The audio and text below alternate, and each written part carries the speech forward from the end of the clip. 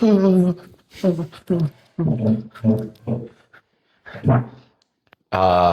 we may have had some technical difficulties with the camera turning off.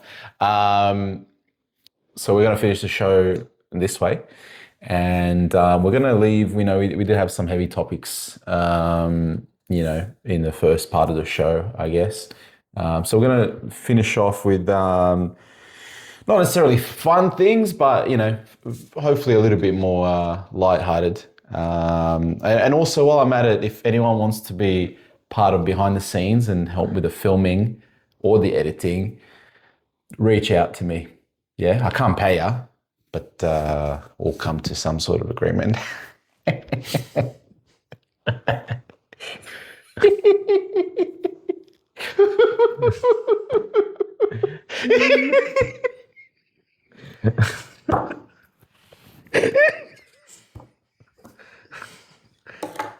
Yeah, I don't know if he's actually laughing or not. If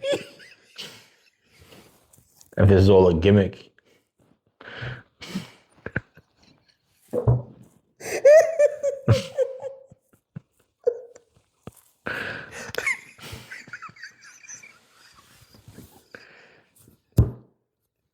Might want to edit this part out. No, that's taken. It started off as a fake laugh, And you just started laughing. and then it just started laughing. Okay.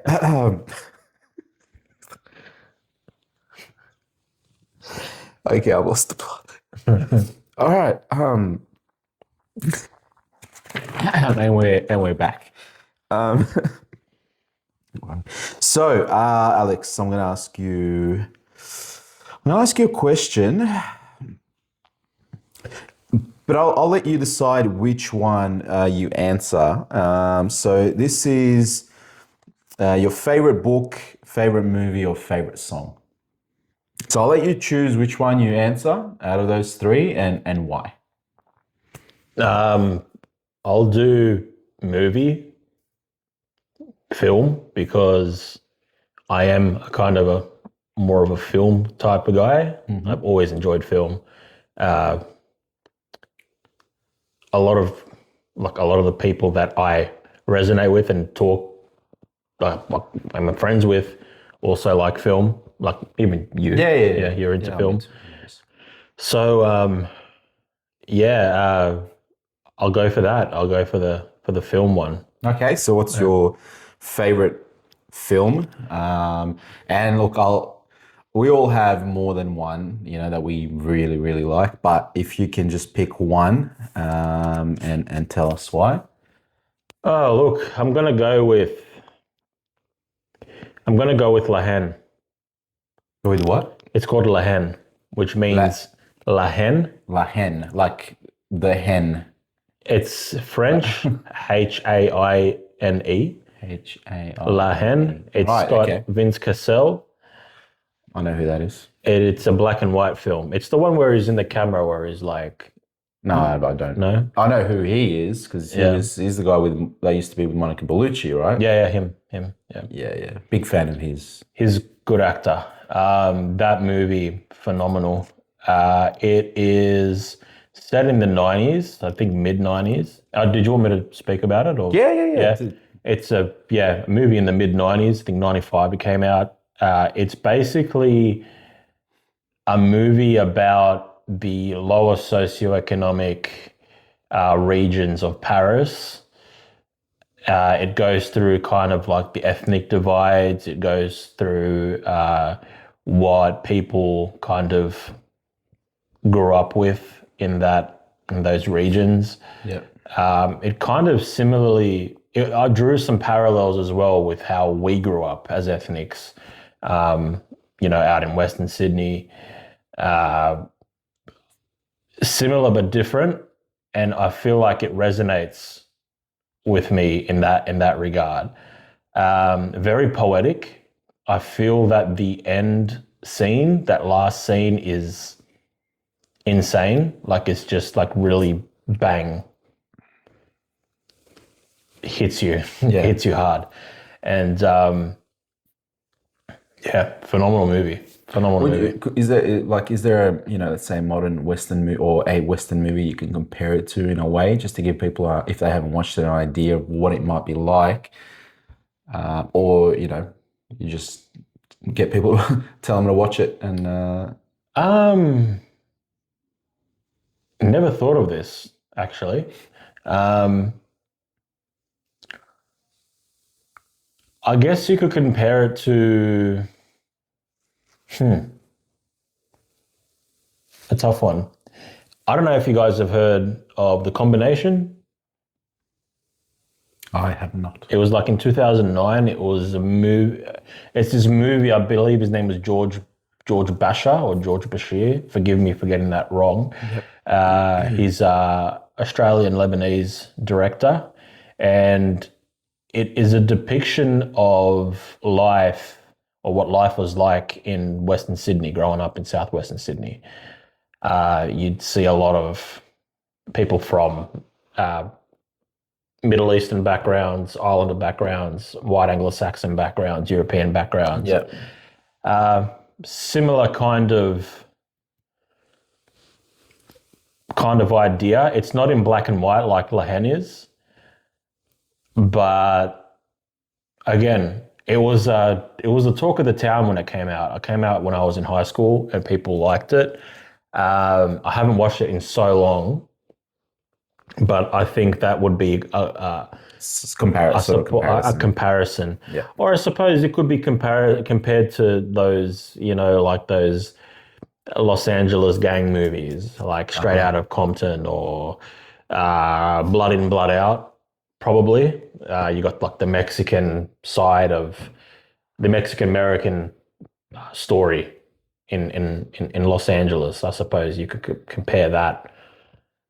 It's different, but it sounds interesting. It's rough, rugged, it's gritty, it's grimy, it's very, very interesting. Yeah. No worries.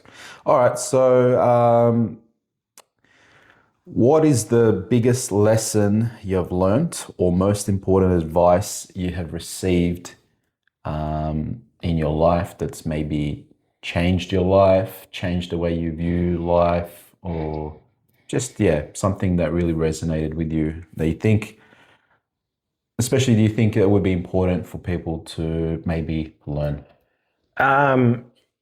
Yeah, that's a good question, man. In two simple words, I could answer that. It's slow down. Slow down.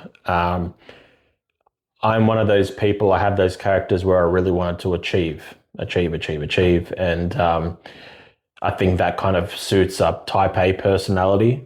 That's by this, I don't know, there's some sort of science behind these different personalities. I'm not sure exactly the origins of it, but I've spoken to people, they said, you're a type A personality. That's someone that wants to achieve, right? And I did the achieve mindset through sports, especially late teens or even mid-teens, as well as in my 20s.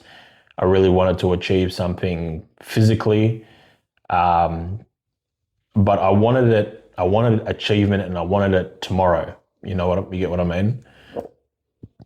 And I think slowing down could have saved me a lot of trouble in my 30s. Yep. I've been through some, I've experienced the physical consequences of trying to go too hard in my 20s. Mm-hmm. I've dealt with mental health problems. I've dealt with fatigue problems, overtraining issues. Haven't been the same since it all kind of came crashing down. But I think definitely not just in your physical aspect. I think if you are a person that wants to achieve something and you want it so desperately and you work hard at it every day, I think it's important to realize and understand that rest and recovery are important, and they are so important that they should be a part of that journey. It's not every day that you go out and train, or you go out and study, or every day you go out and work on your your professional goal. You know, it's important to have at least a day where you do completely nothing or do something that completely puts you out of that zone. Makes you stop for a moment. Yeah, because it allows your mind, your body to recalibrate. So it was not a piece of advice that was given to me. It was kind of like an advice that I developed myself, because I had to find out the hard way. Well, it's a lesson you learnt. A lesson I learned. Yeah. Yeah. And I think it was my pursuit of wanting to achieve something. At the time in my 20s, it was a good physique. I really wanted a good physique. Yeah. And I eventually got there. Like in hindsight, you look back at it and you're like, wow, I looked really good. But at the time, you were like, nah, I could push for more, push for more. And there's just like all these like mental gymnastics that you play, your mind decides to play when you're in the middle of your journey. And once you stop and you move on to something else, you look back in hindsight and you're like, hey, fuck, I achieved what I wanted to. Yeah. You know, but I never slowed down. I didn't stop and be like, hey, Alex, chill, you got there. Yeah. You know? Yeah. So I think that's a lesson a lot of people in the modern world that's so fast paced, so demanding. There's a lot of pressures on everyone. I think a lot of people can learn that lesson, hopefully not the hard way, as you've obviously learned. So yeah, hopefully that this message helps someone out there. Fingers crossed. Hopefully you don't need help, but if you do, hopefully this helps you. So I'm going to ask you just a few real quick answers for these ones. So first one, favorite conspiracy theory.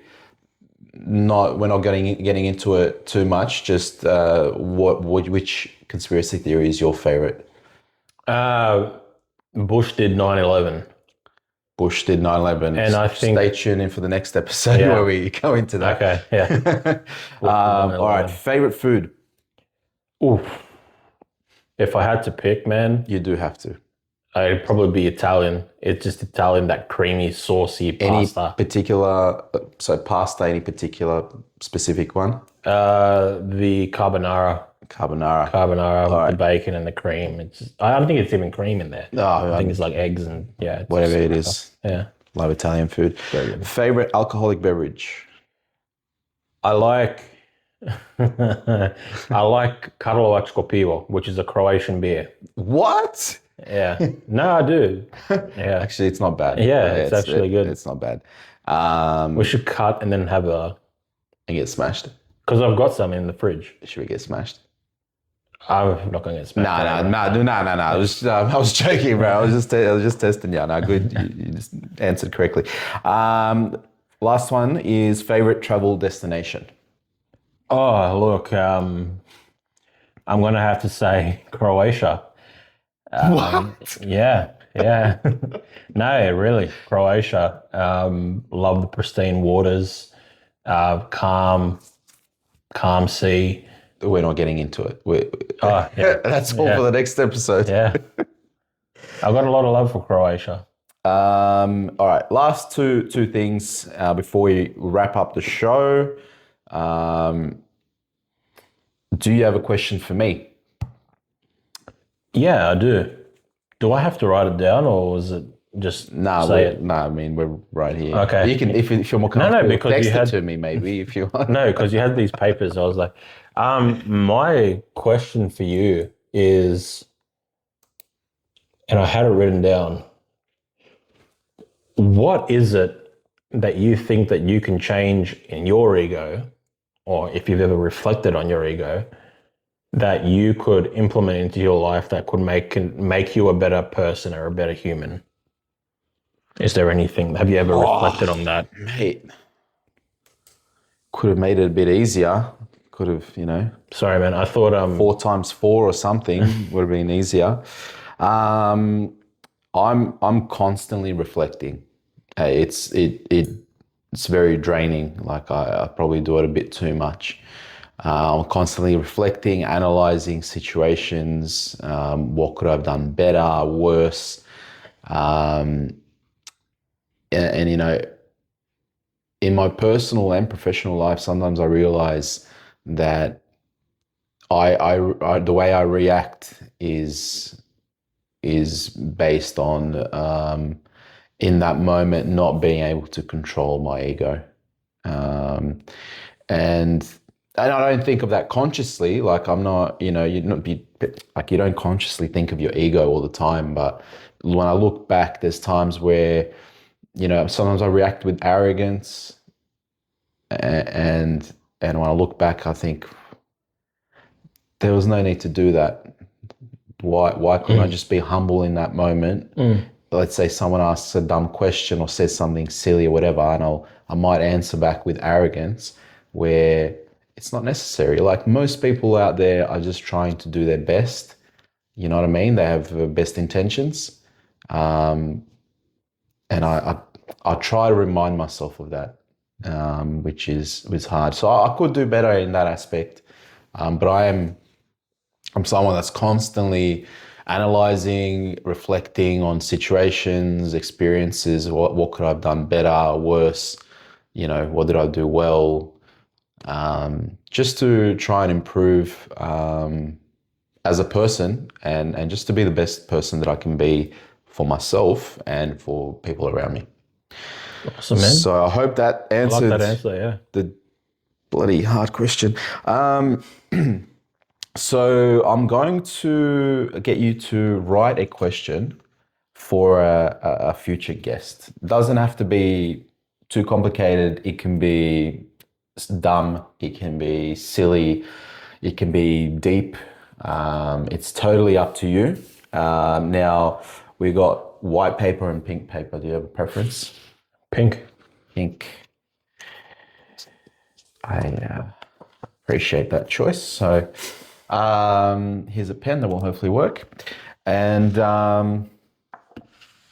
yeah, as you write that, I guess I'll say goodbye. We'll say goodbye. Alex, thank you for being on the show. Keep writing. Don't look at the camera. Thank you for being on the show, and sharing some of your life experiences. Thank you all for joining us. Feel free to give us a like, subscribe, comment, ask questions. We're going to try to address some of your questions in the future. If you do have any, when we have hopefully a few questions, we'll address them and answer them on the show. And that's about it. Okay. Bye.